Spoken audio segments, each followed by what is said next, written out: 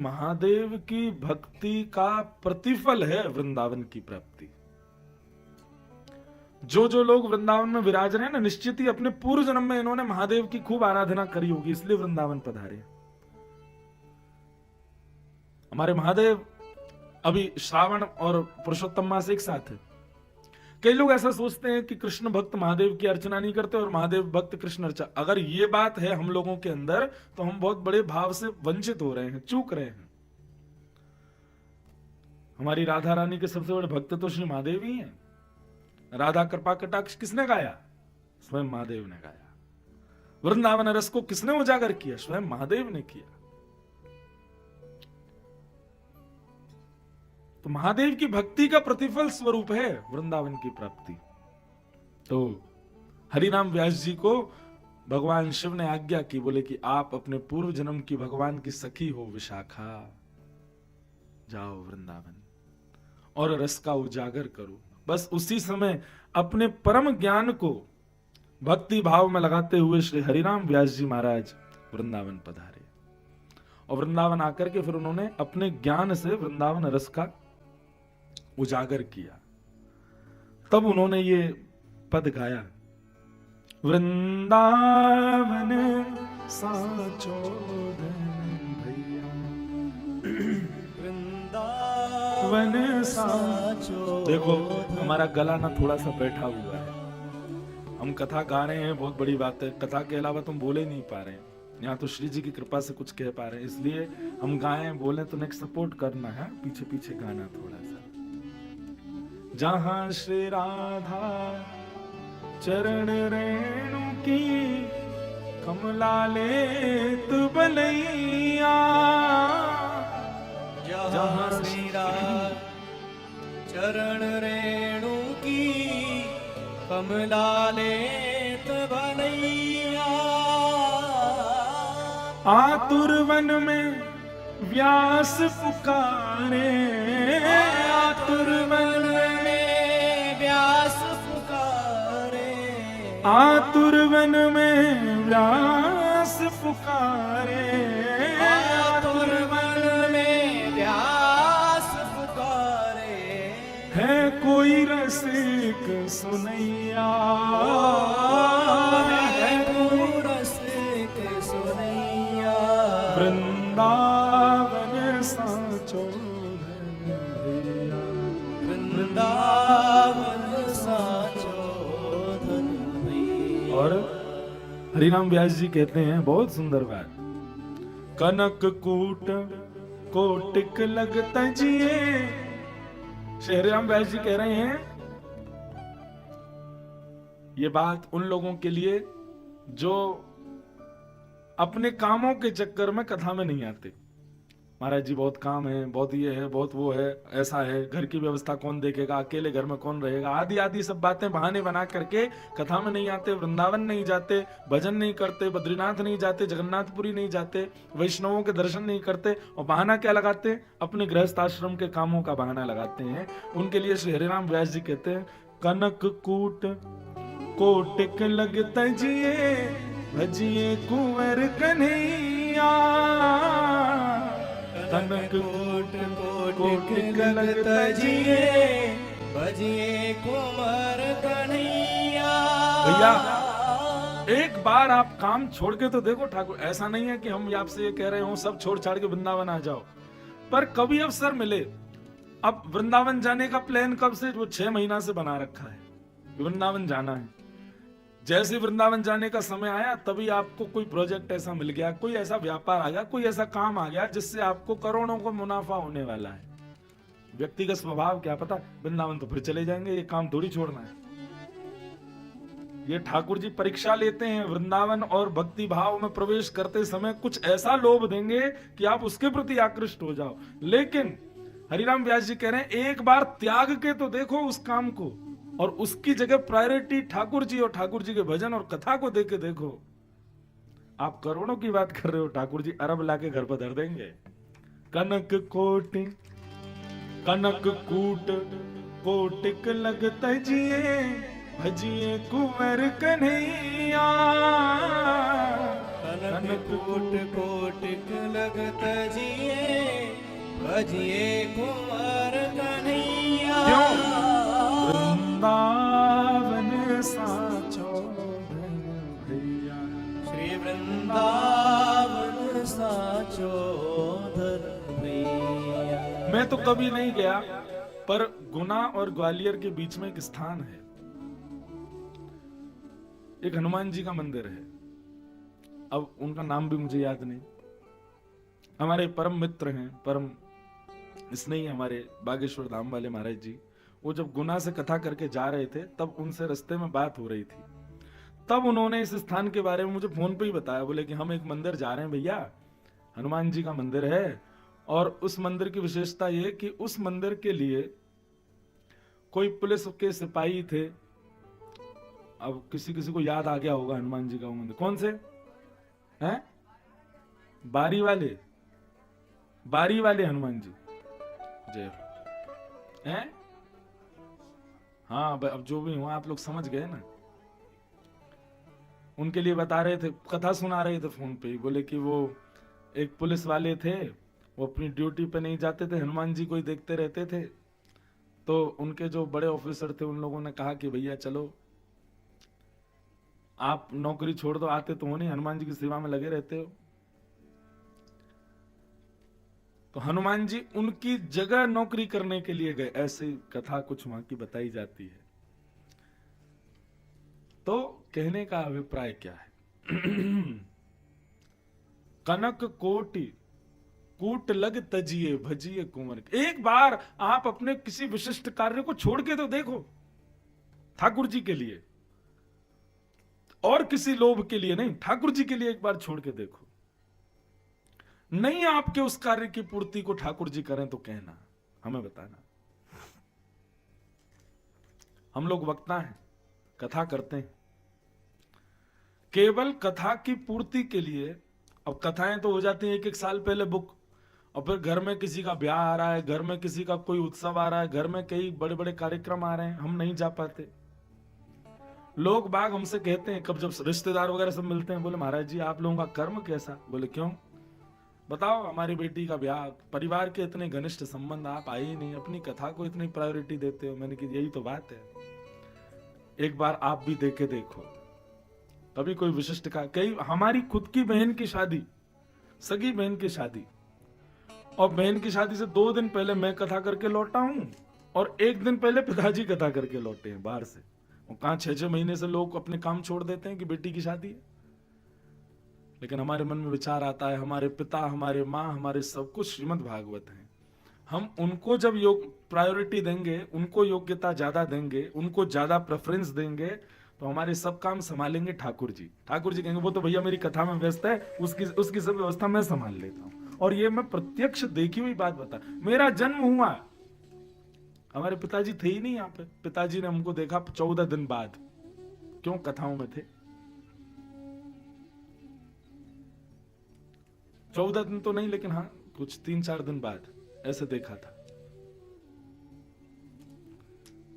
तो एक बार ठाकुर जी को योग्य मान करके कोई बड़े से बड़े कार्य भी हों, उनको त्याग के तो देखो। आपके उस कार्य की पूर्णता पर ठाकुर जी करेंगे। कथा आती है नरसिंह मेहता। नरसिंह मेहता का नाम सुना? श्री नरसिंह मेहता को राग केदार सिद्ध था। जो हम लोग गाते हैं उनमें एक राग केदार, केदार राग भगवान को बड़ा प्रिय है। तो नरसिंह मेहता राग केदार गाते थे, और जब राग केदार गाते थे तो ठाकुर जी बड़े प्रसन्न होते थे। नरसिंह मेहता जब राग केदार गाते थे तो उनके सामने मंदिर में विराजमान ठाकुर जी अपनी माला उतार देते थे उनकी केदार सुन के, और ये देखने के लिए भीड़ जुटती थी कि ये राग केदार शुरू करते हैं और तुरंत माला जो है ठाकुर जी की उतर जाती है। एक दिन लोग बोले भैया ये कच्ची माला पहनाते होंगे जरूर ठाकुर जी को, आज अब माला हम बनाएंगे मोटे धागे की। और मोटे धागे की माला बनाई और ठाकुर जी को पधराई कुछ लोगों ने, और आज श्री नरसिंह मेहता जी का टेस्ट होने वाला था कि आज देखते हैं आज नरसिंह मेहता क्या करेंगे। और मैं तब तक राग केदार नहीं गाऊंगा। और आज ही वो केदार राग गिरवी रख के आए और आज ही ठाकुर जी को मोटे सूत की माला पहना दी लोगों ने। शाम को जैसे ही पहुंचे नरसिंह मेहता गाने के लिए, सब लोग आज परीक्षा कर रहे थे, बोले आज ये गाए और आज माला उतरी तो हम मानेंगे कि इसका भाव ठाकुर जी स्वीकार करते हैं। नरसिंह मेहता बोले बड़ी दुविधा है, आज तो मैं केदार गा ही नहीं सकता क्योंकि वो तो गिरवी रख के आया हूं, और जिस सेठ को गिरवी रख के आए उसके 2 बालक और बैठे थे, वहां पर कहीं केदार नहीं गाए, वो तो गिरवी है, और केदार गाए बिना ठाकुर जी माला नहीं उतारते थे। बड़ी दुविधा में पड़ गए। नरसिंह मेहता गाने लगे, कोई और राग 2-3 राग उन्होंने गाए, गाते गाते गाते गाते देखी माला उतर ही नहीं रही है। ठाकुर जी को चिंता हो गई, बोले आज नरसिंह फंस गया, क्या करें। सो ठाकुर जी नरसिंह मेहता का रूप धारण करके गए और उस सेठ का जितना पैसा था उतना पैसा लेके गए और ले जा करके सेठ जी को दे दिया। बोले लो भैया तुम्हारा ये पैसा हमने चुकती कर दिया, लाओ हमारा राग वापस करो। सेठ जी ने लिख के दे दिया, राग केदार वापस करता हूं। लिख करके जैसे ही दिया, ठाकुर जी आकर के तो अपने रूप में विद्यमान हो गया। अब यहाँ नरसिंह मेहता भिन्न भिन्न राग गावे, केदार नहीं गावे। इतने में ही एक पर्ची आकर के नरसिंह मेहता की गोद में गिरी, उसमें लिखा सेठ जी के हस्ताक्षर थे, आपका राग केदार मुक्त हुआ।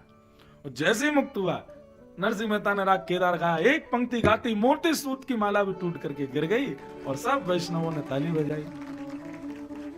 नरसिंह मेहता बोले लेकिन ये पूर्ति करके कौन आया। नरसिंह मेहता दौड़ करके सेठ के पास गए, बोले भैया तुमने हमारा राग मुक्त क्यों किया। बोले कि पैसा दे दिया आपने इसलिए मुक्त कर दिया। बोले हम कहाँ आए पैसा देने। बोले अरे अभी तो आए थे आप, घंटों पहले आए थे, कुछ सारा पैसा देके गए, बल्कि 100 रुपया एक्स्ट्रा देके गए हो। नरसिंह मेहता समझ गए ठाकुर जी आए थे, वही करके गए। तो कभी कभी ना अपनी जिम्मेवारियां ठाकुर जी पे भी रखा करो, करेंगे वो। लेकिन ऐसा नहीं है कि बच्चे सोचें कि हम कल हमारा एग्जाम है, ठाकुर जी आप ही दिया हो। ऐसी जिम्मेवारी नहीं देनी है। ऐसी जिम्मेवारी वाली बात नहीं हो रही है। जिम्मेवारी देने का अभिप्राय क्या है, ठाकुर जी को प्रधानता दो। अपने सांसारिक व्यवहार कर्मों को कभी कभी ठाकुर जी के लिए छोड़ के देखो, आपकी उस कार्य की पूर्ति स्वयं ठाकुर जी करेंगे। तो ये हमने अनुभव किया है, ठाकुर जी करते हैं। तो भैया ऐसे वृंदावन में आप विराज रहे हो जहां ठाकुर जी केवल यही ढूंढते रहते हैं कि कौन मेरा वैष्णव, कौन मेरा प्रिय, कौन मेरी प्राप्ति के लिए यहाँ आया।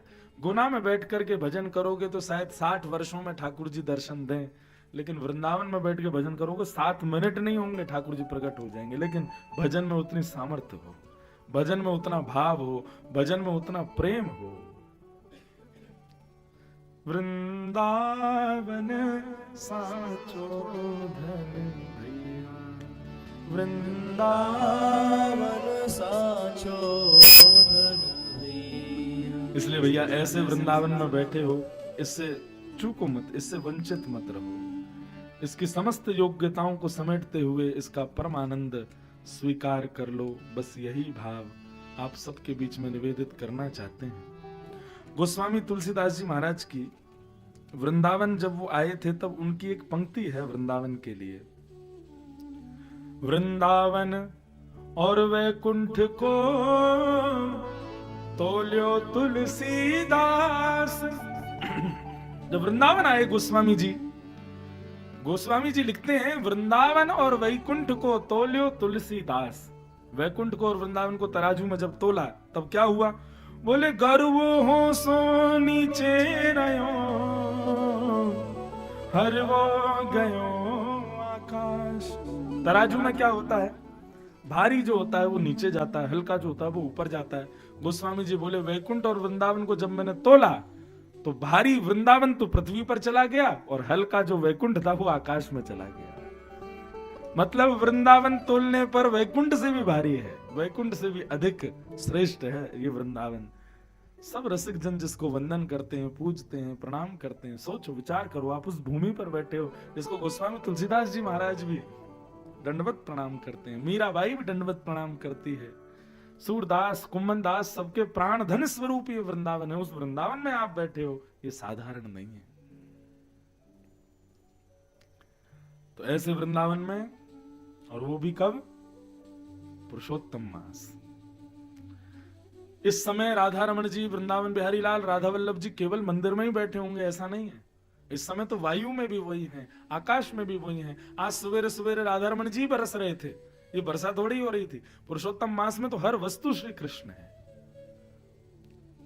ऐसे पुरुषोत्तम मास के पावन अवसर पर वृंदावन आप पधारे हैं, इसका खूब प्रतिफल स्वीकार करो, खूब आनंद से वृंदावन में रहो। आओ आज की कथा में प्रवेश करते हैं। कल हम लोगों ने महात्म श्रवण किया, अब आज प्रथम स्कंद में भागवत में प्रवेश करते हैं। भागवत का पहला श्लोक। जन्माद्यस्य तोऽन्वयादितरतः चार्थे स्वविज्ञस्वराट् तेने ब्रह्म हृदय आदि कवये मुह्यन्ति सूरयः तेजो वारिमृदां यथा विनिमयो यत्र तृषर्गो मृषा धाम्ना स्वेन सदा निरस्तकुहकं सत्यं परम धीमहि। भागवत का पहला श्लोक है। श्रीमद् भागवत का प्रारंभ और हमारा प्रारंभ एक है। हमारा प्रारंभ भी जन्म से होता है और श्रीमद् भागवत के प्रथम श्लोक का प्रथम अक्षर भी जन्म। जन्माद्यस्य तोऽन्वयादितरतः। तो हमारा प्रारंभ भी जन्म से, भागवत का प्रारंभ भी जन्म से, तो इसका मतलब अंत भी एक ही होगा। हमारा अंत क्या है? हमारा अंत क्या है? मृत्यु। पूछा करें तो बोला करो जोर से, सोने वाले उठ जाते हैं। हमारा अंत क्या है? मृत्यु। लेकिन भागवत का विश्राम क्या है, ये अब पता करो। स्टार्टिंग तो मैच हो गई जन्म जन्म, अब एंड मैच हो रहा है कि नहीं? हमारा एंड क्या है? मृत्यु। लेकिन भागवत जी का विश्राम क्या है? नाम संकीर्तनम यस्य सर्व पाप प्रणाशनो। अंतिम शब्द सुनना, प्रणामो दुख समन तम नमामि हरिम परम। भागवत जी का विश्राम क्या है? हरिम परम। श्री हरि के चरणार विंद, वहीं पर विश्राम। जिस दिन हरि के चरणार विंद मिल गए, जिस दिन ठाकुर जी प्राप्त हो गए, बस उसी दिन संसार की इति। यहां अंतर आ जाता है हमारे विश्राम में और भागवत जी के विश्राम में। क्योंकि हमारा विश्राम तब तक नहीं होता जब तक हमारी सारी इंद्रियां शिथिल ना हो जाएं, हम चिता पर ना लेट जाएं, घर के लोग हमको राम नाम सत्य कहते हुए ना ले जाएं, तब तक हमारा विश्राम नहीं। लेकिन वास्तविक विश्राम क्या है बंधुओं, पता है? जिस दिन ठाकुर जी के हो जाओ उसी दिन विश्राम। आप कहोगे महाराज जी कैसे? तो एक उदाहरण सुनो। हमारे ब्रिज में एक सखा रहते थे ठाकुर जी के, उनका नाम था गोविंद स्वामी। क्या नाम था? अष्ट सखा थे ठाकुर जी के। 500 वर्ष पहले 8 सखा हुए। सूरदास, कृष्णदास, नंददास, गोविंद दास, परमानंद दास और कुंभन दास, चतुर्भुज दास। कितने हो गए? 7। एक और रह गए। कौन से रह गए हैं? हाँ, चीत स्वामी। ये 8 सखा थे हमारे ठाकुर जी के, श्रीनाथ जी के, जिसमें सूरदास जी बड़े प्रसिद्ध हैं। सब सूरदास जी को जानते हैं, नेत्र नहीं थे उनके। कल भी हमने उनका चरित्र कहा था। इन्हीं अष्ट सखाओं में एक सखा थे गोविंद स्वामी। तो गोविंद स्वामी जो थे, इन्होंने अपना बाद में नाम रख दिया गोविंद दास। ये गोकुल में रहते थे। तो एक बार इनके गांव के लोग घूमते घूमते गोकुल आए, और गोकुल आए तो यमुना जी के बगल में छत्र के नीचे गोविंद स्वामी बैठ करके भजन कर रहे थे। लेकिन अब इनको सब गोविंद दास बोलते थे। तो इनके गांव के लोग आए और गांव के लोग आकर के बोले, भैया जय श्री कृष्णा। गोविंद दास जी बोले, जय श्री कृष्णा। बोले, हम लोग जो है पास के गांव से आए हैं, ये आपके नगर में एक गोविंद स्वामी करके रहते हैं, हम उसके पिताजी के मित्र हैं, अपने गांव के लड़के को देखने आए हैं, वो कैसा है, कहाँ है, क्या है, जरा उसके बारे में बताओ। गोविंदास जी बोले, किससे मिलने आए हो? बोले, गोविंद स्वामी से मिलने आए हैं। गोविंदास जी बोले, अरे वो तो पधार गए, वो तो मर गए। बोले, मर गए? बोले, कब मर गए? बोले, है गए 5-6 साल है गए, मर गए वो तो, जबकि खुद ही हैं। अब वो गांव के लोग बेचारे बैठ के रोने लगे, अरे बड़ो बड़ो बढ़िया, भलो छोराओ हमारो, और बताओ बेचारो मर गो। कैसे मर गो भैया? बोले ये गुसाई श्री विठलनाथ जी से जब से मैंने दीक्षा ली तभी मर गो। अरे ऐसी दीक्षा का काम की भैया जाए लेती मर गो। रोते रोते सब लोग गुसाई जी के पास गए। गुसाई जी हम लोग आपको वो चेला हो ना गोविंद स्वामी। बोले हाँ बाकी गांव तो आए हैं। तो गुसाई जी बोले तो रो क्यों रहे हो? बोले रो इसलिए रहे हमारो बालक मर गो बेचारो। बोले किसने कहा मर गया? बोले एक आदमी मिलो वही बोलो कि गोविंद स्वामी तो मर गो। गुसाई जी बोले हमको दिखाओ कौन बोला। लेकर के गए। बोले वो बैठो का यमुना जी के पास वो बोल रहा गोविंद स्वामी मर गो। बोले वही तो गोविंद स्वामी है। गांव के लोग दौड़ करके बोले भैया तू झूठ काहे को बोल रहा, तू ही तो गोविंद स्वामी। तो फिर हम तो झूठ क्यों बोला? बोले आपने पूछा गोविंद स्वामी के बारे में, तो गोविंद स्वामी तब तक था जब तक कृष्णाश्रित नहीं हुआ। कृष्णाश्रित होते ही वो तो गोविंद दास हो गया, इसलिए गोविंद स्वामी मर गया, गोविंद दास जिंदा है। ऐसे श्री गोविंद स्वामी। तो श्रीमद् भागवत का विश्राम और हमारे विश्राम में अंतर क्या है? आप जिस दिन कृष्ण भक्त हो गए, कृष्णाश्रित हो गए, श्री जी की शरण आपने ग्रहण कर ली, उसी दिन संसार की इति, उसी दिन संसार विश्राम, उसी दिन संसार विश्राम। तो जिस दिन मन में भाव आ जाए कि बस अब श्याम सुंदर ही श्याम सुंदर है, उनके अलावा अब कोई नहीं, बस उसी दिन भागवत जी और आपका विश्राम एक हो जाएगा। और वास्तव में हम भागवत की कथा सुन क्यों रहे हैं बंधुओं? पता इसीलिए सुन रहे हैं ताकि हमारा विश्राम और श्री भागवत जी का विश्राम एक हो जाए, हम भी ठाकुर जी के हो जाएं। श्याम सुंदर सदा हमको प्यारे रहे, हम उन्हीं के रहे वो हमारे। श्याम सुंदर सदा हमको प्यारे रहे, हम उन्हीं के रहे वो हमारे। जिस डगर से मुरलिया की धुन आएगी, जिस डगर से मुरलिया की धुन आएगी, उस डगर पे उमरिया ये कट जाएगी, उस डगर पे उमरिया ये कट जाएगी, उस डगर पे उमरिया ये कट जाएगी, उस डगर पे उमरिया ये कट जाएगी। उनकी तस्वीर मन में बसाए रहे, हम उन्हीं के रहे वो हमारे।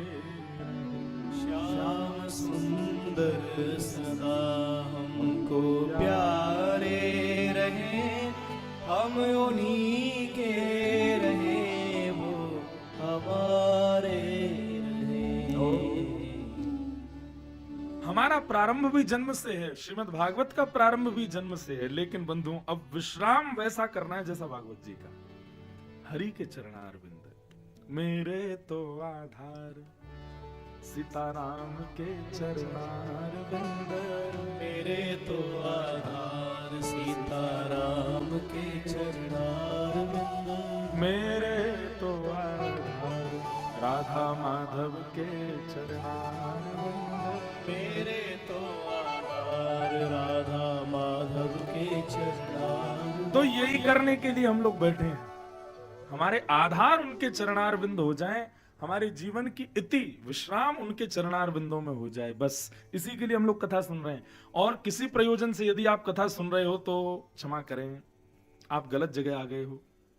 यहां और कोई प्रयोजन आपका पूर्ण नहीं हो सकता। आगे चलो बताता हूं। श्रीमद् भागवत यदि किसी व्यक्ति ने अन्य अन्य प्रयोजन से कराई, अन्य अन्य प्रयोजन क्या हो सकते हैं? कोई भी प्रयोजन हो सकता है। किसी का प्रयोजन होता है पितृ मुक्ति, पितृ हमारे मुक्त हो जाएं। किसी का प्रयोजन होता है मेरे फैक्ट्री नहीं चल रही वो चल जाए। कई लोग तो कथा ही फैक्ट्री में कराते हैं, महाराज जी ऐसी कथा करके जाएं लक्ष्मी विराज जाए हमारी फैक्ट्री में। कई लोग कथा इसलिए कराते हैं संतान नहीं हो रही घर में। कई लोग कथा इसलिए कराते हैं कि महाराज हम पॉलिटिशियन बन जाएंगे, भीड़ भाड़ आएगी कथा में तो वोट वोट मांगने में आसानी होगी। आप यदि अन्य अन्य प्रयोजनों से कथा करा रहे हो तो आप गलत काम कर रहे हो। सीधी बात ऐसी मानो कि सिर में दर्द हो रहा है और आप दवाई पेट दर्द की खा रहे हो, सिर दर्द ठीक नहीं होगा उससे। सिर दर्द की दवाई में सिर दर्द की दवाई ही खानी पड़ेगी। लेकिन श्रीमद् भागवत का प्रयोजन यदि अन्य अन्य भावों से आप कर रहे हैं तो आप गलत कर रहे हैं। श्रीमद् भागवत तो एक ही प्रयोजन से कराई जाती है, और वो क्या है? वैद्यं वास्तव मत्र वस्तु शिवदम।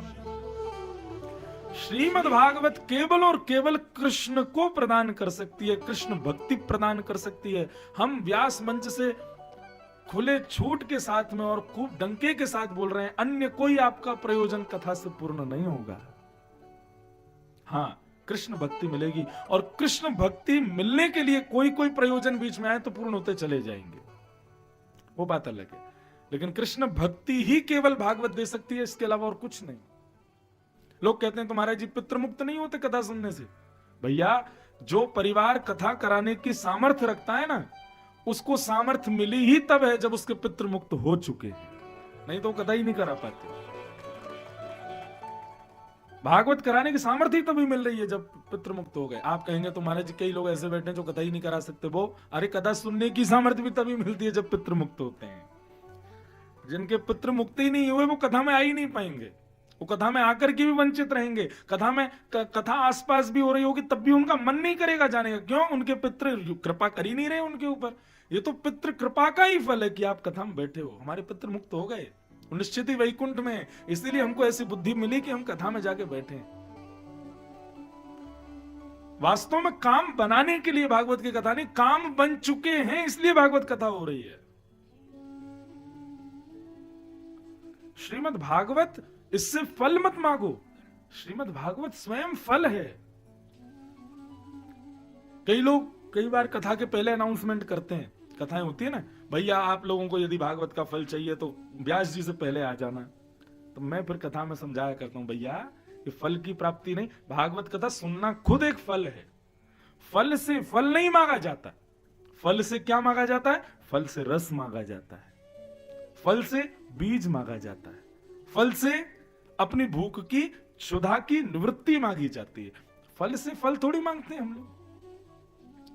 सेब को रख करके कहें भैया तुम प्रकट हो जाओ, एक और सेब हो जाओ, सेब से सेब थोड़ी होगा।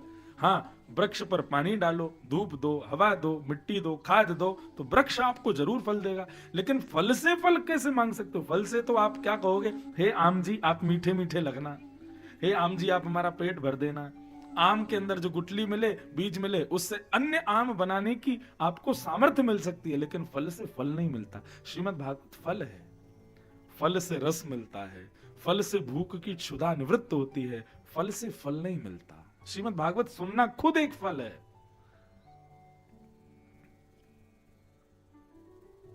धर्म प्रोजित गीतवोत्र परमो निर्मत्सराणां सताम् वैद्यं वास्तवमत्र वस्तु शिवदं तापत्रयोन्मूलनम्। श्रीमद्भागवते महामुनि कृते किं वा परैरीश्वर सद्यो हृद्यवरुध्यते त्रिकृतिभिः शुश्रूषुभिस्तत्क्षणात्। धर्म प्रोजित कैतवोत्र परमो, बहुत सावधानी से सुनो। भागवत का अधिकारी कौन? सबसे पहली बात, भागवत का विषय क्या है? हम जो भागवत सुन रहे हैं इससे होगा क्या? तो कहते हैं धर्म प्रोजित कैतवोत्र परमो, आपके हृदय में परम धर्म करने की अनन्य इच्छाएं प्रकट हो जाएंगी। परम धर्म किसे कहते हैं? शरीर की क्रियाओं को जब आप क्रियान्वित करते हो, शरीर के पोषण के लिए जो आप क्रियाएं करते हो, वो सब धर्म कहलाते हैं। आप व्यापार करते हो, ऑफिस जाते हो, रोटी खाते हो, घर परिवार देखते हो, व्यवहार धर्म निभाते हो, ये सब धर्म कहलाते हैं। परंतु जब आप देह से अलग आत्मा की तृप्ति के लिए कोई क्रिया करते हो तो वो धर्म नहीं, वो परम धर्म कहलाता है। कथा सुन रहे हैं, ये धर्म है कि परम धर्म है? क्या है? ये परम धर्म है। क्यों? क्योंकि यहां देह के लिए कुछ भी नहीं कर रहे आप अपनी आत्मा की पवित्रता प्रसन्नता के लिए कर रहे हो। गिरिराज जी की परिक्रमा लगा रहे हो, बताओ ये धर्म है कि परम धर्म है? परम धर्म है। क्यों? शरीर को तो कष्ट ही मिल रहा है, चलते चलते बेचारे कई लोग पाम पकड़ रहे हैं, कई बैठ रहे हैं, कई पाम दबा रहे हैं। बीच बीच में वो मशीन वाले बैठे रहते हैं, 5 रुपए में अपनी मालिश करवाओ, 5 रुपए में अपने पैर दबाओ। पैर दबा दबा करके लोग परिक्रमा लगाते हैं वृंदावन गोवर्धन की। वो धर्म नहीं है, क्योंकि शरीर तो वहां पर कष्ट में है पर आत्मा प्रसन्न है। गोवर्धन की जब परिक्रमा लगाते हैं, शरीर भले ही हमारा कष्ट में हो, लेकिन फिर भी गोवर्धन परिक्रमा लगाने वाले हर व्यक्ति के मुखमंडल पर मुस्कान। हाँ, कई लोग ऐसे होते हैं वो बड़े दुखी हो जाते हैं, समझो परम महासंसारी हैं वो लोग, जिनको गिरिराज जी की परिक्रमा यूं लगती कब पूरी होगी भैया, कब पूरी हो, हे रिक्शे वाले भैया कितनी दूर और रह गई। हमने दंडवती लगाई थी, जब दंडवती परिक्रमा, तो एक हमारे साथ में एक भैया चलते थे बाइक पे। क्यों? प्यास लगे तो पानी लिया में, भूख लगे तो भोजन लिया में। तो हम लोग रोज चुनते थे कि आज वहां तक लगाएंगे।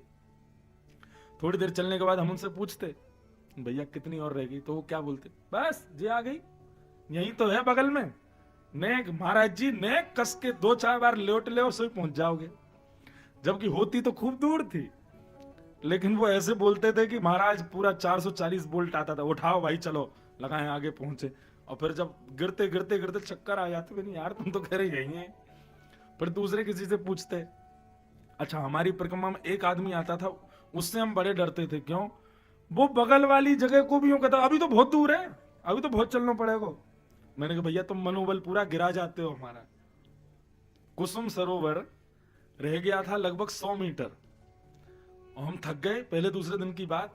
अच्छा, परिक्रमा जब लोग दंडवती लगाते हैं, अब हम लोग तो क्या घूमने फिरने वाले लोग, कहाँ लेट लेट करके परिक्रमा लगे। तो 1-2 दिन तो बड़ी वमन की इच्छा होती, बार बार लेटते हैं ना, सर भारी हो जाता है, रक्त संचार पूरा डामाडोल हो जाता है। तो भैया कुसुम सरोवर कितना है? था वो 100 मीटर। वो बोले अरे अभी तो 3 दिन लगेंगे तुम्हें पहुंचने में, अभी बहुत दूर है। मैंने यार तुम मत आया करो हमारे पास, क्यों तुम आके मनोबल और गिरा जाते हो, 3 दिन लगेंगे। और एक पंडित जी हमारे संग ऐसे, वो मेरे संग ही परिक्रमा लगाते और उनका काम क्या, 3 बार लेटे नहीं, महाराज जी बस करें चलें अब। हमारी परिक्रमा आधी से ज्यादा तो उनने ही नहीं लगने दी। क्यों? 3 बार लेटे, अब बैठ जाओ महाराज जी बस है गए हो। इतने में 2-2 घंटा बैठे रहते।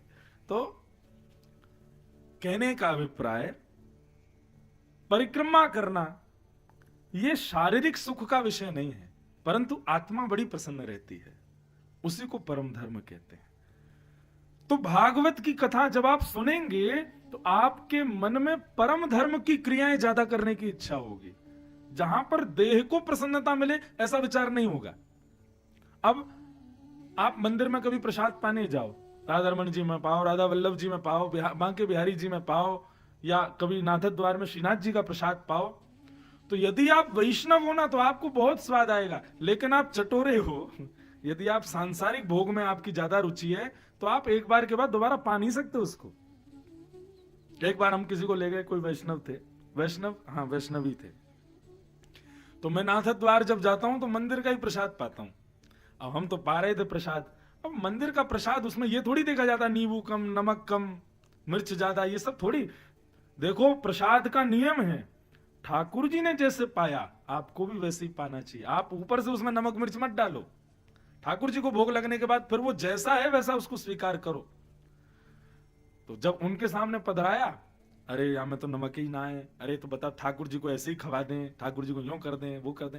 अरे भैया आप इतना विचार क्यों कर रहे हो? ठाकुर जी का भोग लग करके आया, मतलब ठाकुर जी ने ऐसा ही पाया, तो हम उसमें विचार क्यों कर रहे हैं? विचार वही करेगा जो सांसारिक रस में संलप्त होगा। लेकिन भक्ति भाव जिसके हृदय में होगा वो उसमें फिर विचार नहीं करेगा, उसको ठाकुर जी का अधरामृत समझ करके स्वीकार करेगा। और अधरामृत समझ करके जब स्वीकार करेगा तो परम स्वादिष्ट लगेगा वो। तो यही अंतर बंधुओं, धर्म और परम। समझ गए? भागवत सुनने से धर्म नहीं परम धर्म की इच्छा प्रकट हो जाती है। और परम धर्म में इंद्रिय सुख, शारीरिक सुख, इनका विचार नहीं होता।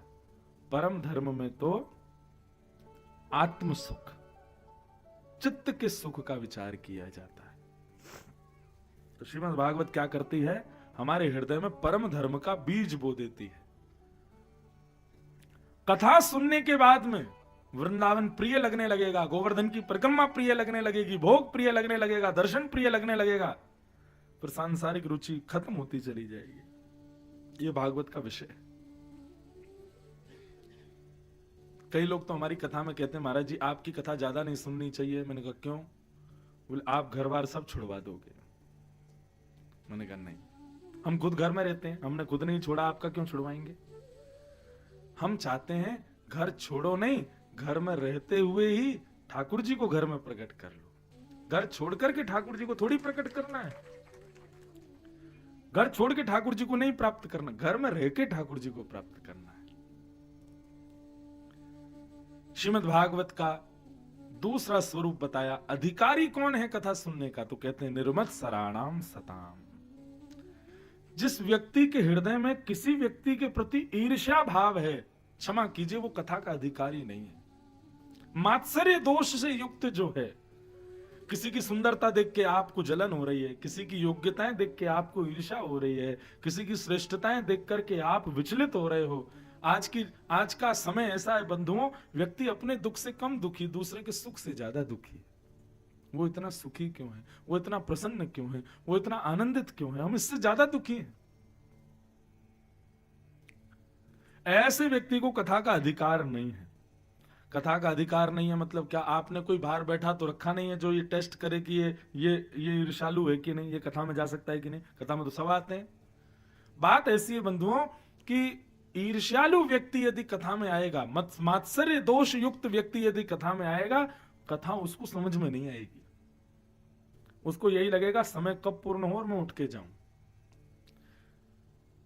लेकिन कथा में रुचि यदि बन जाए तो ईर्ष्यालु व्यक्ति भी 7 दिन के अंदर अपनी ईर्ष्या का त्याग कर देगा। हम कभी कभी अपनी कथा में कहा करते हैं, आपको यदि टेस्ट करना हो कि हाँ कथा हमारे भीतर आ गई है, तो 7 दिन पहले जिससे ईर्ष्या हो रही थी 7 दिन बाद उससे मिलने जाना। 7 दिन बाद मिलकर के देखना, यदि आपकी ईर्ष्या नष्ट हो जाए, वो भी अच्छा सा लगने लग जाए, तो समझना कथा ने आपको चुना है। सीधी बात, ज्यादा कॉम्प्लिकेटेड नहीं बनाऊं। किसी भी व्यक्ति को देख करके, परम उपेक्षित व्यक्ति है, उसको कोई स्वीकार नहीं करता, ऐसा व्यक्ति भी यदि आपके सामने आ जाए और आप उसमें भी कोई सद्गुण ढूंढ लो, तो समझो आपने कथा सुनी है। उसमें भी कोई योग्यता देख लो तो समझो आपने कथा सुनी है। अभी जगन्नाथपुरी में हम कथा कर रहे थे, मेरे मन में एक विचार आ रहा था, हमारे साथ कोई अनुचित कृत्य कर दे, हमारे साथ कोई दुर्व्यवहार करे, हमारे साथ कोई हमें अच्छा ना लगे ऐसा कोई व्यवहार करे, हम उससे मिलना बंद कर देते हैं, बात करना बंद कर देते हैं, उसको सामने देखना बंद कर देते हैं। लेकिन ठाकुर जी को जो जो भाव प्रिय नहीं है वो सब हम करते हैं, लेकिन फिर भी ठाकुर जी हमको, हमारे लिए कभी द्वार बंद नहीं करते, हमें हमेशा बुलाते हैं, हमेशा हमको अपने आगे खड़ा कर। कितना सुंदर स्वभाव है ठाकुर जी का। ठाकुर जी के स्वभाव की बलिहारी। हम कामी, क्रोधी, लोभी, मोही, सारे अवगुण हमारे भीतर हैं जो ठाकुर जी को पसंद नहीं है। फिर भी हम राधा रमण जी को देख पा रहे हैं, फिर भी हम बिहारी जी जा रहे हैं, फिर भी हम वृंदावन आ रहे हैं, फिर भी हम कथा सुन रहे हैं। ये सब ठाकुर जी के स्वभाव की वजह से, क्योंकि वे कृपालु हैं, वे सब पर दया करते हैं, सब पर कृपा करते हैं, सब पर अनुग्रह करते हैं।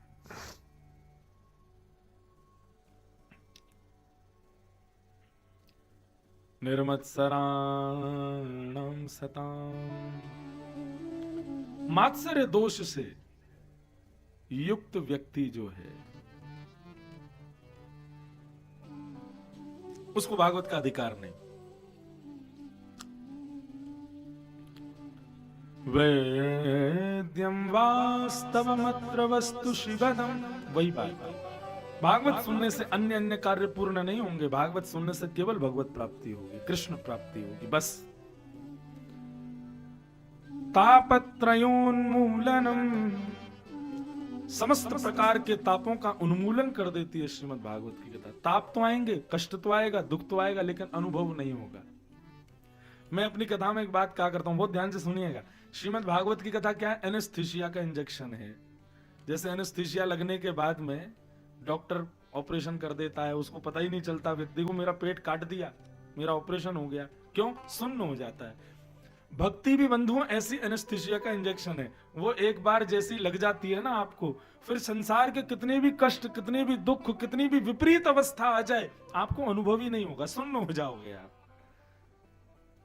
जो सांसारिक व्यक्ति है उसको बात बात पर कष्ट का अनुभव होने लग जाता है, लेकिन भक्ति भाव भागवत का इंजेक्शन जिसने लगवा लिया एक बार, 7 दिन सुन लिया मन भाव से और परम भाव से, जो वैष्णव हो गया, फिर संसार के कितने भी बड़े बड़े कष्ट आ जाएं उसके ऊपर, उसको अनुभव ही नहीं होंगे, वो फिर भी मुस्कुराता रहेगा, प्रसन्न रहेगा, आनंद में रहेगा।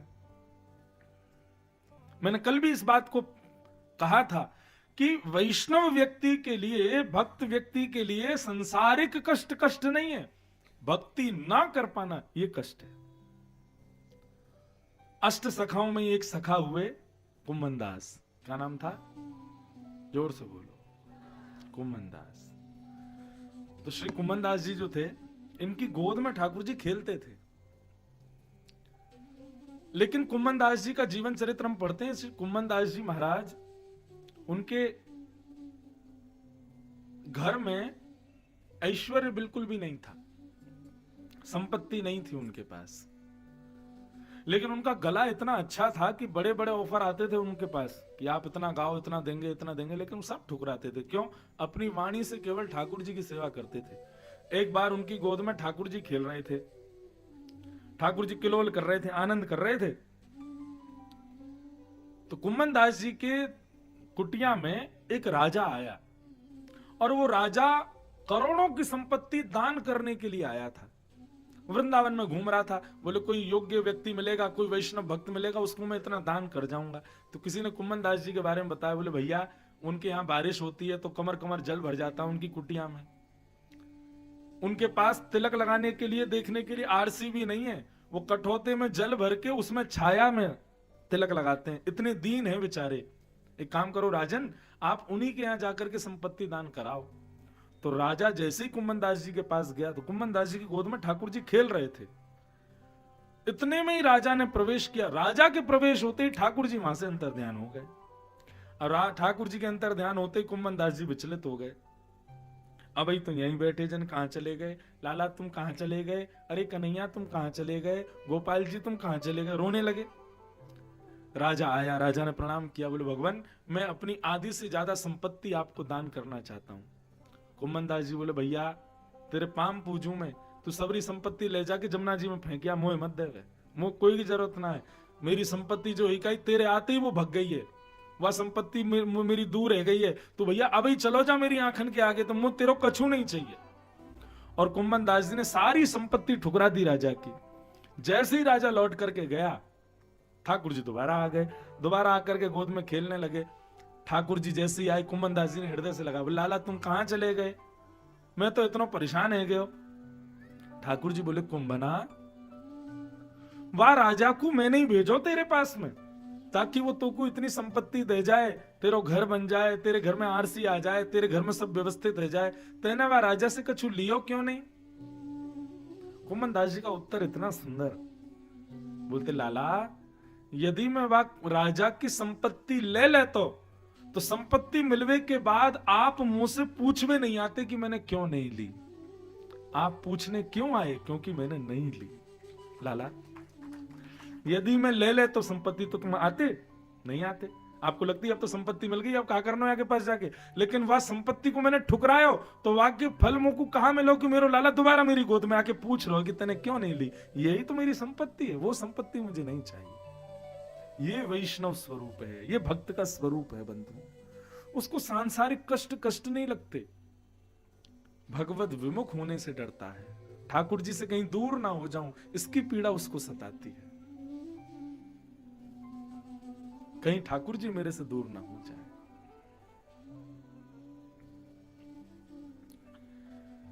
भागवत का 3रा श्लोक, निगम कल्पतरोर्गलितं फलम् सुखमुखादमृतद्रव संयुतं पिबत भागवतं रसमालयम् मुहुर हो रस का भुवि भाव का। निगम कल्प तरोर गलितम फलम। श्रीमद् भागवत क्या है बंधुओं? वेद रूपी कल्प वृक्ष का पका हुआ फल है और श्री सुखदेव जी के मुख लग जाने से अमृत द्रव्य संयोतम, अमृत के समान श्रीमद् भागवत हो गई है। पिबत भागवतम रसमालयम। बहुत सुंदर बात, भागवत सुनने का विषय नहीं है, श्रीमद् भागवत पीने का विषय। अच्छा, एक प्रश्न करें आपसे, बताओ भगवान ने हमको कान क्यों दिए? लॉजिक आंसर देना इसका, ये मत कह देना कथा सुनने के लिए। कई लोगों से मैं कथा के बीच में पूछता हूं बताओ कान क्यों दिए, सब लोग पता क्या कहते हैं? कथा सुनने के लिए। आप कथा में बैठे हो तो यही बोलना पड़ेगा। लॉजिकली आंसर दो, ठाकुर जी ने हमको कान क्यों दिए? अच्छा चलो, कान दिए सुनने के लिए, यही आंसर है इसका। लेकिन ये बाहर का ढांचा क्यों बना के दिया ठाकुर जी ने? इसके बनाने का कारण क्या है? अच्छी क्या कह रही है मैया? अच्छी नहीं नहीं, वो तो भीतर है, सुनने वाली बातें तो भीतर से सुनते हैं। ये बाहर का ढांचा क्यों बनाया ठाकुर जी ने? ले वो पीछे से एक मैया कह रही चश्मा पहनने के लिए। ये बात भी ठीक है, बेचारा कहां टिकेगा बेचारा। लेकिन अब इसका प्रामाणिक उत्तर सुनिए, बहुत ध्यान से सुनना। हमारे श्रीमद् भागवत में लिखा, श्रवण पुटेषु संवृतम। ठाकुर जी ने सुनने वाली वस्तु भीतर दी, पर बाहर की आकृति दोने की जैसी ये क्यों बना के दी? दोना यदि आपके पास है तो दोने का कारण क्या है कि दोने में कुछ रस भरो और उसका पान करो। ठाकुर जी ने सुनने के लिए कान दिए, वो भीतर हैं, लेकिन बाहर की आकृति दोने जैसी इसलिए दी ताकि आप सबको बता सकें भैया इस दोने में श्रीमद् भागवत रूपी रस को भर भर के इसका पान करो। श्रवण पुटेषु संवृतम, इसलिए इनको पुट का आकार दिया, दोने के जैसे कान बनाए हमारे। दोने में क्या लिया जाता है? रस ही लिया जाता है। और इन कानों के लिए श्रेष्ठ रस केवल और केवल भगवत कथा है और कुछ नहीं।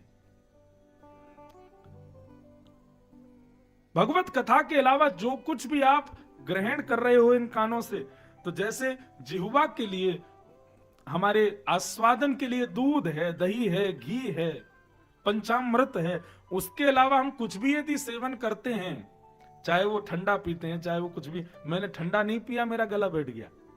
हम इतनी कथा कर रहे हैं कि हमारा गला बैठ गया। तो जिह्वा की ग्रहण वस्तु क्या है? पंचामृत है। लेकिन उसके अतिरिक्त कोई भी वस्तु दोगे तो ये आपको परेशानी करेगी, आपको बीमार करेगी। ठीक वैसे ही कानों की ग्रहण वस्तु केवल कथा है, उसके अलावा जो भी सांसारिक विषय आप सुनोगे वो आपको परेशानी करेगा, वो आपको सुख नहीं दे सकता। इसलिए ठाकुर जी ने कानों की आकृति जो है वो दोने के समान बनाई। मानो ठाकुर जी संकेत कर रहे हैं भैया दोना मिला है, उस दोने में कोई रस भरो और उसका पान करो। इसलिए भागवत की कथा सुनने का विषय नहीं है। पिबत भागवतम रसमालयम, इस भागवत की मंगलमयी कथा का पान करो, सुनो मत। पान करने का अभिप्राय मतलब अपने, जैसे दूध पीते हैं तो शरीर को लगता है, दवाई खाते हैं तो शरीर को लगती है, ऐसी कथा भी शरीर को लगनी चाहिए। कथा लगती नहीं हमारे शरीर को। आप कहोगे कैसे लगती है कथा शरीर को? अभी आप लोगों का रूप, अभी आप लोगों की आकृति, आप लोगों का शरीर ऐसा है कि उसको देख के सामने वाला ठीक है मुस्कुरा जाएगा, लेकिन जिस दिन भागवत जी आपके शरीर को लग जाएंगे ना, उस दिन आप किसी के सामने जाओगे तो सामने वाला आपको प्रणाम करेगा, आपको देखते ही उसको प्रणाम करने की इच्छा होगी। क्यों? आपके नेत्र, आपकी वाणी, आपकी चाल ढाल, आपके विकार, उन सब से ऐसा लगेगा कि ये जरूर कोई वैष्णव है, इसको प्रणाम करो।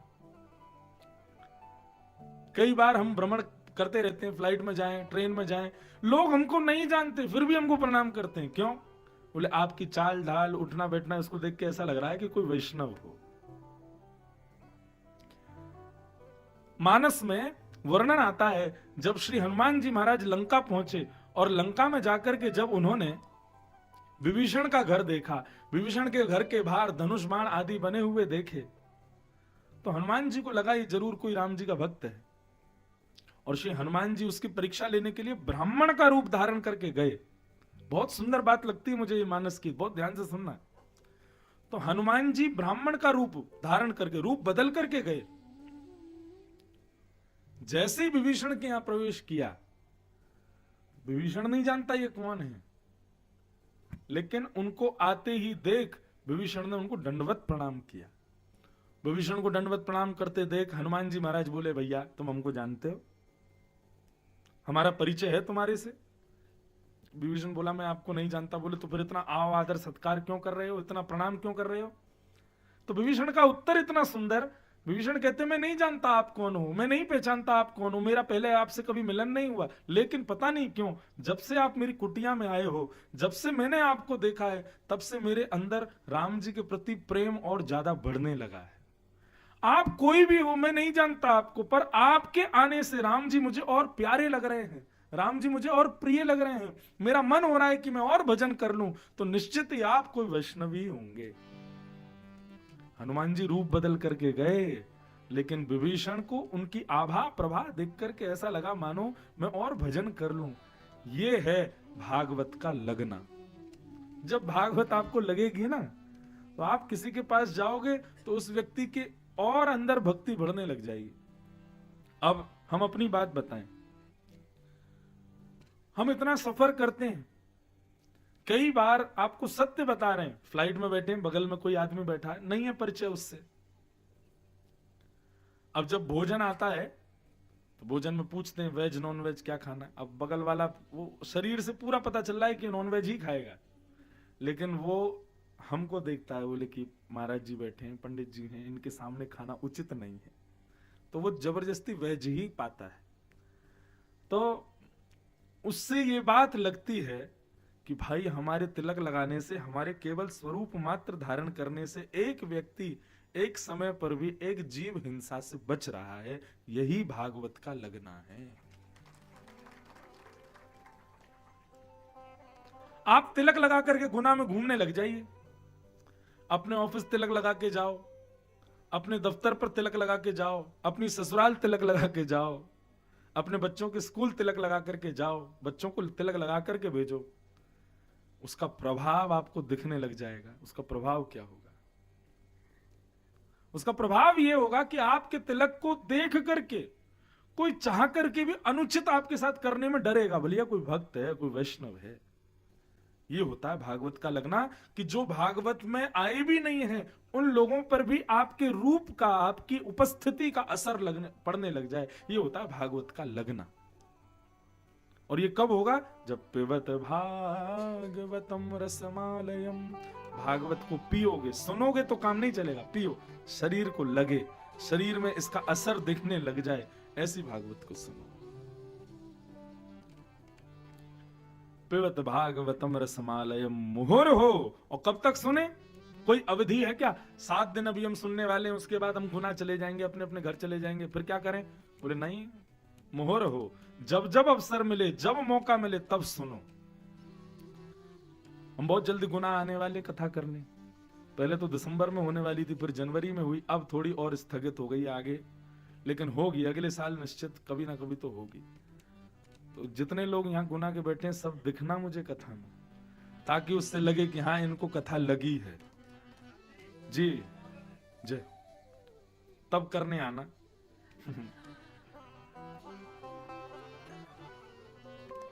पिबत भागवतम रसमालयम, भागवत की कथा को पियो, भागवत की कथा को पियो। अच्छा एक बात बोले, कथा आप पियोगे तो फिर स्थिति क्या हो जाएगी पता है? कथा को जब आप पिएंगे तो 7वें दिन आपकी स्थिति ये हो जाएगी, पत्नी कहे ऐसा करो, बोलती रहो, पति कहे ऐसा करो, बोलते रहो। हम तो वही करेंगे जो हमारे श्याम सुंदर चाहेंगे, हमारे श्याम सुंदर की जो इच्छा होगी, हम तो वही, उसी में ही राजी रहेंगे। कैसे हो बोलते? आपने कभी राधारमन जी को बोला? श्री बिहारी जी से जाके आपने कभी पूछा? श्री राधा वल्लभ मंदिर में जाकर के श्री राधा वल्लभ जी के सामने पूछा कभी कि आप कैसे हो? और छोड़ो ये तो वृंदावन, आपने कभी टेकरी सरकार को जाके हनुमान जी को पूछा आप कैसे हो? क्यों? क्योंकि हमारा कोई संबंध ही नहीं है उनसे, हमारी अहितु की भक्ति नहीं है उनके प्रति। कैसे कर सकते? अहेतु की भक्ति में प्रेम होता है, संबंध होता है। और ठाकुर जी हमारी भला करें, हमारा भला भला करें, ऐसी इच्छा नहीं होती। ठाकुर जी सदा प्रसन्न रहें और ठाकुर जी को प्रसन्न करने के लिए जो रुचिकर हो हम वो करें। मीराबाई श्रीनाथ जी के सामने नृत्य कर रही थी और मीराबाई के नृत्य को देख करके श्रीनाथ जी की सेवा कर रहे गुसाई जी से रहा नहीं गया और श्रीनाथ जी की गले की माला और बीड़ा भोग ले जाकर के मीराबाई को दे दिया, जो कि किसी को देने का अधिकार नहीं है। कोई परम वैष्णव आवे, परम भागवत आवे, परम योग्य आवे, उसी को ही दे सकते हैं। गुसाई जी ने जब गले की माला उतार करके और बीड़ा भोग मीराबाई को जाके दे दिया तो कई लोगों ने गुसाई जी पर प्रश्न उठाया। बोले गुसाई जी, एक नाचने वाली, कोई गाने वाली को आपने ठाकुर जी की निज माला दे दी, ठाकुर जी का निज प्रसाद बीड़ा का दे दिया। वो गा रही थी ठाकुर जी के आगे, वो ठाकुर जी के आगे नाच रही थी। अरे किसी ज्ञानी को देते, किसी ब्रह्मनिष्ठ को देते, किसी वीतराग वैरागी को देते तो समझ भी आता, एक नाचने गाने वाले को। गुसाई जी ने बहुत सुंदर उत्तर दिया। गुसाई जी बोले, तुमको नाचने गाने वाली दिख रही थी, पर जब मीराबाई नाच रही थी ना, तब मैंने श्रीनाथ जी को देखा, तो जिन श्रीनाथ जी के नेत्र सदा नीचे रहते हैं, जो श्रीनाथ जी सदैव गंभीर भाव में एक छोटे बालक की तरह रहते हैं, जब मीराबाई नृत्य कर रही थी तब श्रीनाथ जी के कपोल पर मधुर मुस्कान और बार बार नेत्र मानो ऊपर उठ करके मीराबाई को देख रहे थे। उस भाव से मुझे लगा कि मीराबाई का नर्तन, मीराबाई का गायन मेरे लाल जी को सुख दे रहा है, इसलिए इनकी माला की वो अधिकारिणी है। उसकी भक्ति से ठाकुर जी रीझ रहे हैं और तुमको यहां पर लग रहा है कि किसी भीतराग को देता, किसी ज्ञानी को देता, किसी परमहंस को देता। मेरे लिए वही वीतराग, वही परमहंस, वही श्रेष्ठ है जिससे ठाकुर जी रीझ हैं। मैं एक पंक्ति अपनी कथा में कहा करता हूं, सोही सुहागन प्रिय जाहि रीझे। सुहागन कौन, सौभाग्यशाली कौन संसार में, जिससे ठाकुर जी रीझ जाए, जिससे ठाकुर जी प्रसन्न हो जाए। अभी जगन्नाथपुरी में कथा हो रही थी तो वहां एक भाव मेरे मन में आया। हमारे भारतवर्ष में जितने भी श्रेष्ठ मंदिर हैं, सब जगह आप चले जाओ, ठाकुर जी इतने नियमों में रहते हैं। नहीं, ऐसा भोग नहीं लगेगा, ये नहीं खाएंगे, ये नहीं पहनेंगे, ऐसे नहीं जा सकते, लोग अंदर नहीं जा सकते, ठाकुर जी को छू नहीं सकते। दक्षिण भारत में चले जाओ तो सिले हुए वस्त्र नहीं पहन सकते, धोती पहनो, ऊपर केवल एक पटका डाल करके भीतर जाओ। सिले हुए वस्त्र अगर आपने पहने हैं, टी शर्ट वगैरह उतारनी पड़ती है। बड़े बड़े नियम हैं सब जगह। कभी कभी मन में भाव आता है, पूरे विश्व को मुक्त करने वाले ठाकुर जी स्वयं नियमों में बंधे हुए, पूरे विश्व को निर्मुक्त करने वाले ठाकुर जी स्वयं बंधनों में बंधे हैं। इतने बजे सो जाएंगे, इतने बजे उठेंगे, इतने बजे आरती, इतने बजे, पूरे समय में बंधे हुए। हाँ ठीक है, आचार संहिता है ठाकुर जी की, डिसिप्लिन में रहते हैं ठाकुर जी। इतने बजे भोजन तो मतलब भोजन, इतने बजे आरती तो आरती। लेकिन मेरे को संतुष्टि नहीं होती इस बात से। पूरे विश्व को मुक्त करने वाला खुद नियमों में बंधा है। तब मन में पता क्या भाव आया, ठाकुर जी नियम में बंधे ही इसलिए हैं ताकि कोई प्रेमी अपने प्रेम के प्रभाव से उस नियम को तोड़ के दिखाए। ये चैलेंज है हमारे लिए। मैं नियम में हूं, तुम्हारी भक्ति में यदि सामर्थ्य है तो मेरे इस नियम को तोड़वा के दिखाओ। कई लोगों के सिर के ऊपर से बात चली गई है, पर गंभीरता से समझो इस बात को। ठाकुर जी नियम में इसलिए बैठे हैं कि कोई प्रेमी भक्त आए और अपने प्रेम के प्रभाव से इस नियम के विपरीत कुछ करवा के दिखा दे मुझे, तो मैं मानूं। श्रीनाथ जी की गले की माला देने का सबको अधिकार नहीं है, लेकिन मीराबाई के नर्तन ने उस माला को स्वीकार किया, नियम टूटा। कर्माबाई नियम है, शुद्ध होकर भोजन बनाओ, पवित्रता धारण करके भोजन बनाओ, नहा धो करके भोजन बनाओ। और कई मंदिरों में तो ऐसा भी नियम है, मुख पर पट्टी बांध करके भोजन बनाओ, कहीं उस भोजन की सुगंधी से तुम्हारी जीभ में पानी ना आ जाए, ठाकुर जी के भोग के योग्य नहीं रहेगी नहीं तो वो वस्तु। लेकिन कर्मा बिना नहाए धोए सीधे उठ के अग्नि चेताई और चूल्हे पर रखी पतीला, महाराज दाल चावल डाल करके पानी मिला करके बनाने लगे खिचड़ी।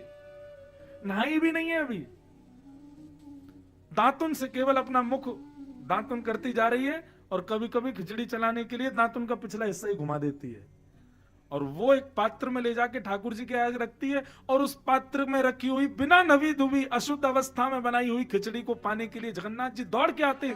नियम टूटा जगन्नाथ जी का। ठाकुर जी नियम में इसलिए हैं, हम लोगों को चैलेंज कर रहे हैं, बोले तोड़ के दिखाओ। अपनी प्रेम भक्ति से, अपनी भाव भक्ति से, अपनी काम भक्ति से इस नियम के दायरे को लंघवा के दिखाओ मुझे, तो मैं मानूं कि तुम में भक्ति है। तब मन में भाव आया, अच्छा तो ये छलिया जी इसलिए नियम में रहते हैं ताकि कोई तोड़े, ताकि कोई तोड़वाए। कभी सुना ठाकुर जी का मंदिर तो 9 बजे ही बंद हो जाता है, लेकिन हम 9:30 बजे, आज ही खुला है इतनी देर तक। तो उस दिन मन में आता है, ठाकुर जी हमारे लिए 9:30 बजे तक बैठे, नियम तोड़ा आपके लिए। इसको कहते हैं अहेतुकी भक्ति। क्या कहते हैं? अपने वैष्णव के भाव के लिए, अपने प्रियजनों के भाव के लिए ठाकुर जी अपने नियम से विपरीत क्रिया करें, ऐसी प्रेम लक्षणा भक्ति को अहेतुकी भक्ति कहते हैं।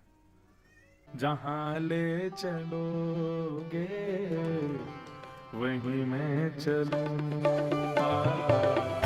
जहाँ ले चलोगे वहीं मैं चलूंगा। भैया या तो इस कीर्तन को गाना मत, और यदि गा रहे हो ना तो फिर ध्यान रखना ठाकुर जी जहां ले जाए वहां चलने में राजी रहना। जीवन में जैसी स्थिति आए सबको स्वीकार करने के लिए तैयार रहना। फिर कहीं बाद में कहो ठाकुर जी ये क्या आपने कर दिया, बोले अच्छा वहां तो बैठ के गा रहे थे कथा में, जहां ले चलोगे वहीं चलूंगा। भैया ठाकुर जी पर छोड़ दो अपना जीवन, ठाकुर जी सब मंगल करेंगे। भाव से गाओ, जहां ले चलोगे वहीं मैं चलूंगा, जहाँ ले चलोगे वहीं मैं चलूंगा। ओ जहां नाथ रख दोगे, जहाँ नाथ रख दोगे, जहां नाथ रख दोगे, जहाँ नाथ रख दोगे, हाँ वहीं मैं रहूंगा, जहां ले चलोगे वहीं मैं चलूंगा। जहाँ ले चलोगे वहीं मैं श्री राधा रमण लाल की।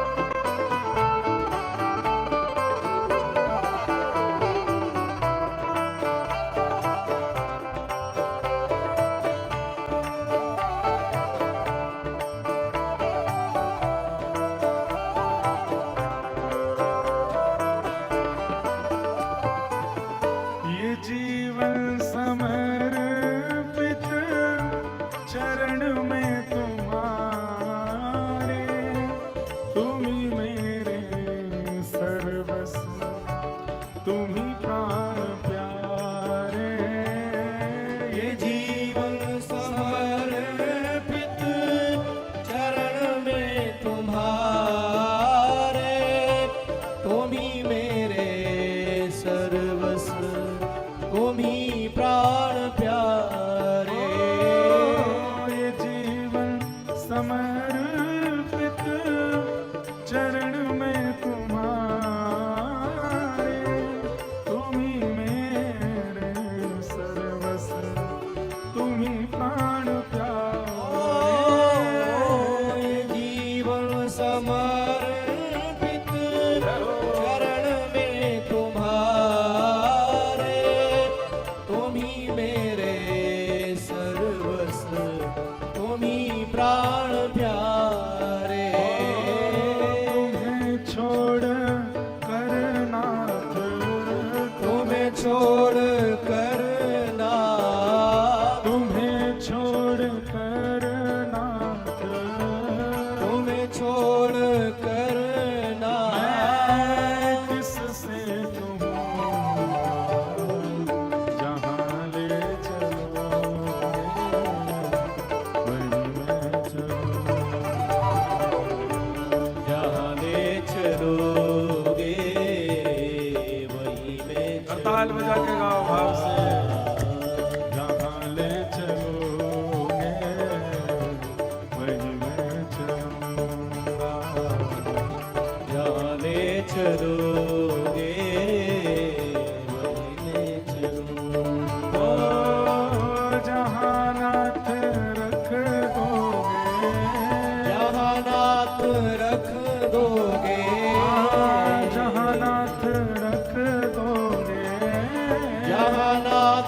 रख दोगे ओ वहीं मैं रहूंगा जहाँ ले चलोगे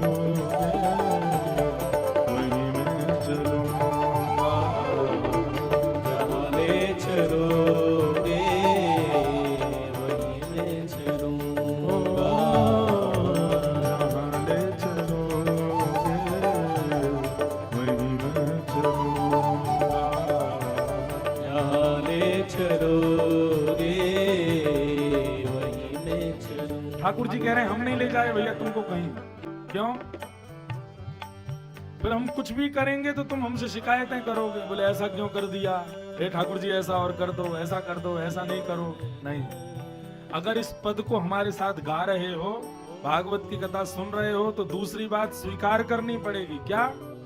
न कोई शिकायत नहीं कोई जी, कर लो करा लो प्रभु जो है तेरी मर्जी।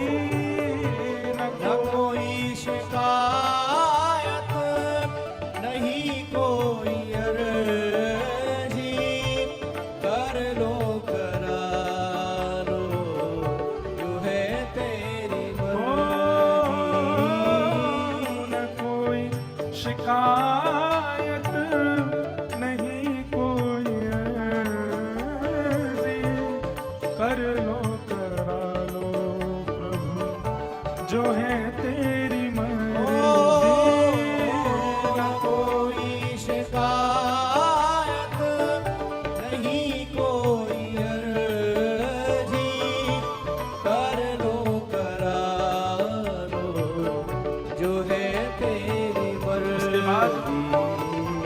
खुशी दो या गम जो भी, खुशी दो या गम जो भी, खुशी दो या गम जो भी, खुशी दो या गम जो भी, मैं प्रेम से सहूँगा जहाँ ले चलोगे वहीं मैं चलूँगा